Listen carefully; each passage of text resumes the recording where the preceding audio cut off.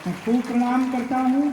और 2 शब्द के लिए मैं एक बार श्री भव्य जी को भी, यद्यपि उनका मन रहता नहीं, लेकिन मैं पैंट शर्ट में साधु सच में हृदय से बोल सकता हूँ। मैं बहुत प्रभावित भी रहता हूँ उनके साथ।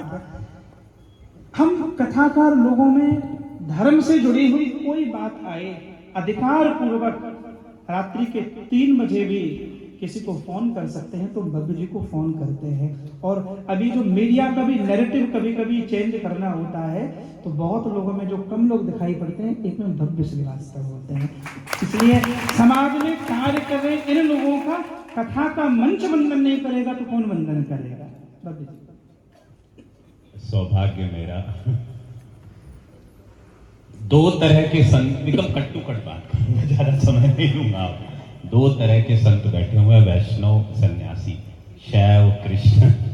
तो इससे अद्भुत मिलन मंच पे, क्योंकि हमारे यहाँ जो परंपराएं भारत में रही हैं और हिंदू धर्म की बात हो रही थी, सबसे रोचक पक्ष हिंदू धर्म का जो है वो ये है कि हम संप्रदाय बनाने पर रोक नहीं लगाते। हिंदू धर्म में आज कम से कम 150 संप्रदाय हैं। ये एकमात्र ऐसा धर्म है जिसमें संप्रदाय बनाने की आजादी है।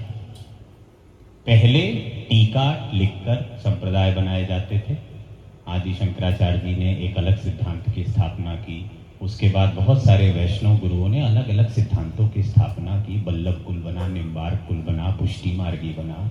इसी तरह शैव परंपरा में बहुत सारी चीजें बनी। और आज हम जिस प्रांगण में बैठे हुए हैं, इस्कॉन बना, ब्रह्मा कुमारी बना, स्वामी नारायण बना, हर दिन बन ही रहा है।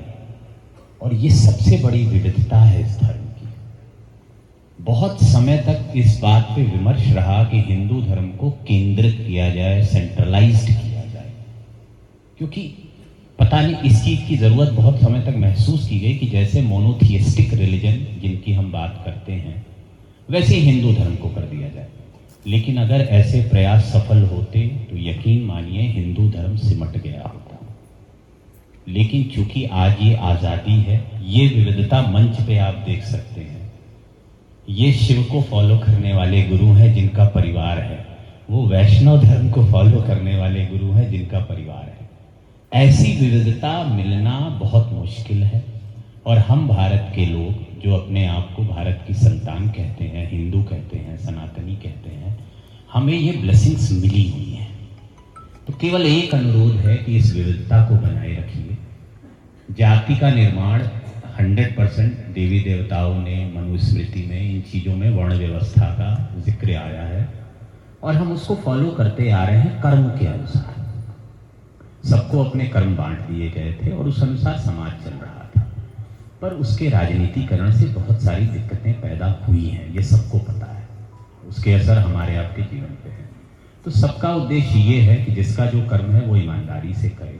और ऐसे संत, युवा संत, दोनों ही युवा संत हैं। आप धर्म को जिस लेवल पे ले जा रहे हैं, मतलब मैं स्वामी जी को 12-15 साल से कम महाराज जी को जानता हूँ, तो ये एक सुअवसर है कि हम इन युवा संतों के पीछे खड़े हों। क्योंकि एक चीज समझ लीजिएगा, धर्म में समय समय पर ट्रेंड बदलते हैं। और 15 मिनट पहले मैं राजीव जी से यही बात कह रहा था कि ट्रेंड बदल रहा है। और ट्रेंड क्या बदल रहा है, फिर स्पष्ट कर देता हूं कि व्यक्तिवादिता से मंदिर निर्माण की ओर हिंदू धर्म का ट्रेंड शिफ्ट हो चुका है।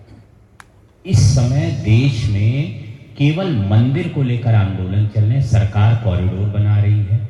बड़ी बड़ी संस्थाएं, तिरुपति से लेकर, इस्कॉन से लेकर, स्वामी नारायण से लेकर, सब मंदिरों के काम में लग गए हैं। यानी, और इस टिप्पणी पर स्वामी जी की टिप्पणी थी कि मंदिर बनने चाहिए, लेकिन मंदिर से आंदोलन खड़ा होना चाहिए। यानी मंदिर, विदेश में जब मंदिर बनता है तो वो समुदाय के हित के लिए बनता है। समुदाय के लोग इकट्ठा होते हैं, हिंदू धर्म के लोग, और ट्रस्ट बनाकर एक मंदिर बनाते हैं जहाँ सामुदायिक गतिविधियां होती हैं, जहाँ कथाएं होती हैं, प्रवचन होती हैं, योगा होती हैं, क्लासेस होती हैं। ऐसे 150 देशों में मैं जाकर मंदिरों का संगठन समझ चुका हूँ। तो वो एक कम्युनिटी सेंटर है।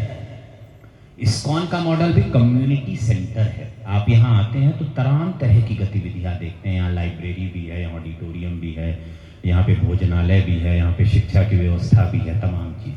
तो मंदिर is an overall experience in your life. जब आप किसी भावना के साथ जाएं या ना जाएं, क्योंकि हिंदू धर्म में बड़ी दिक्कत ये भी आजादी दी गई है कि आप जाना चाहे तो जाइए, ना जाना तो मत जाइए। तो जिस चीज से दूसरे धर्म दूसरी वजहों से जूझ रहे हैं, क्योंकि लोग चर्च नहीं जा रहे हैं, सच्चाई ये है, और इसको लेके कैथोलिक धर्म परेशान है, इस्लाम भी परेशान है कि युवाओं की रुचि बदल रही है, क्योंकि वो फैनेटिज्म की ओर सीधे बढ़ जा रहे हैं बनिस्बत आध्यात्मिकता की ओर। मूल भाव में धर्म कोई नहीं खराब होता है, लेकिन सीधी सी बात है कि बहुत सारी परिस्थितियां धर्म के इर्द गिर्द निर्माण करती हैं कि उसका परसेप्शन कैसा हो। तो हमारे धर्म के सामने इस समय सबसे बड़ी अपॉर्चुनिटी ये है कि हम इसका विस्तार कर सकते हैं, और विस्तार करने के लिए सही संगठनों को सपोर्ट करिए, सही गुरुओं को सपोर्ट करिए और सही उद्देश्यों को सपोर्ट करिए। मुझे बोलने का वक्त दिया, मैं बड़ा आभारी हूँ क्योंकि बोलने को तो बहुत कुछ है, लेकिन खैर ये बहुत बड़ा विविधता है कि देश में एक वैष्णव, एक सैन्य सन्यासी, क्योंकि हमारे यहाँ कुंभ में ऐसी परंपराएं रही हैं कि ये दोनों लड़ जाते थे, लेकिन आज एक जगह बैठकर अगर इस तरह की बातें कर रहे हैं तो ये बहुत बड़ा सौभाग्य है। धन्यवाद। सुंदर बात है कही।